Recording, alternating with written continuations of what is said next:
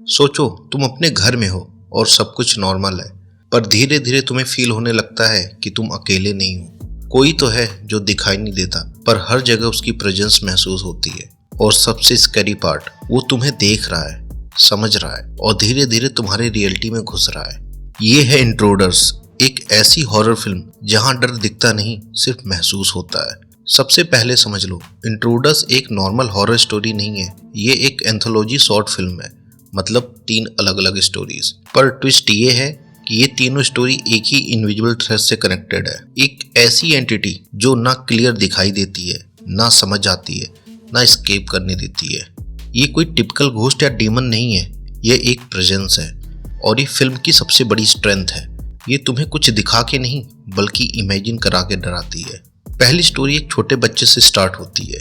Time होता है सुबह के 5:45। वो अचानक उठता है, सब कुछ नॉर्मल सा लग रहा होता है, पर एक अजीब सी फीलिंग है, जैसे हवा हैवी हो रखी हो, जैसे साइलेंस कुछ छुपा रहा है। वो अपने घर के बाहर आता है, हॉल में चलता है। यहाँ सबसे अच्छा काम किया है कैमरामैन ने। कैमरा उसके पीछे है, जैसे कोई उसे फॉलो कर रहा है। कोई साउंड नहीं, कोई जंप स्केयर नहीं, पर व्यूअर्स के माइंड में एक थॉट सेट हो जाता है that he is not alone.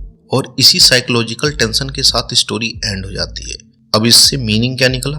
Fear को प्रूफ करना जरूरी नहीं होता, कभी कभी फीलिंग ही इनफ होती है।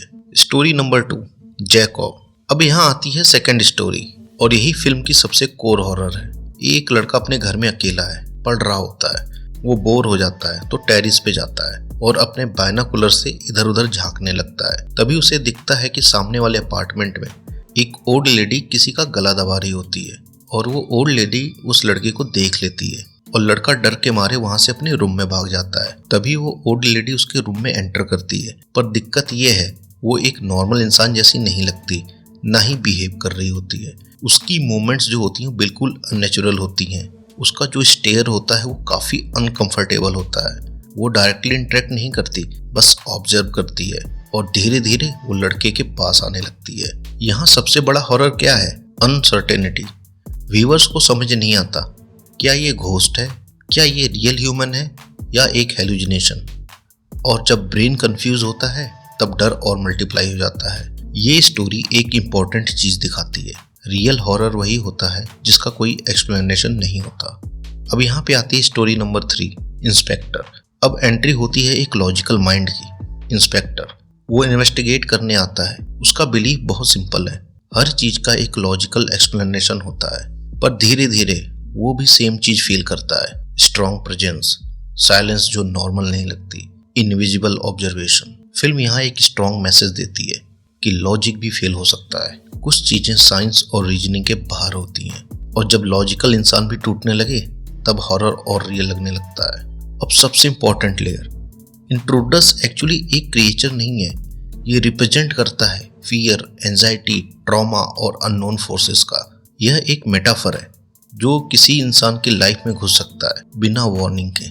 और सबसे डेंजरस बात, तुम उसे इग्नोर नहीं कर सकते, चाहे तुम बच्चे हो, चाहे तुम नॉर्मल इंसान हो या ट्रेंड इंस्पेक्टर। ये सबको अफेक्ट करता है। इस फिल्म का हॉरर अलग क्यों लगता है? क्योंकि इसमें कोई जंप स्केयर नहीं है, कोई घोस्ट नहीं है, एक साइकोलॉजिकल टेंशन है इसमें और रियलिस्टिक इन्वायरमेंट है इसमें। मतलब डर स्क्रीन पे नहीं, तुम्हारे दिमाग में क्रिएट होता है, और इसी वजह से फिल्म खत्म होने के बाद भी फिर आपके दिमाग में चलता रहता है। कभी कभी सबसे डेंजरस इंट्रूडर वो नहीं होता जो दरवाजा तोड़ कर अंदर आए, बल्कि वो होता है जो बिना आवाज के तुम्हारी रियलिटी में घुस जाए। आई होप आपको ये एक्सप्लेनेशन पसंद आया होगा। Let me know in the comments. Till then, God bless you all.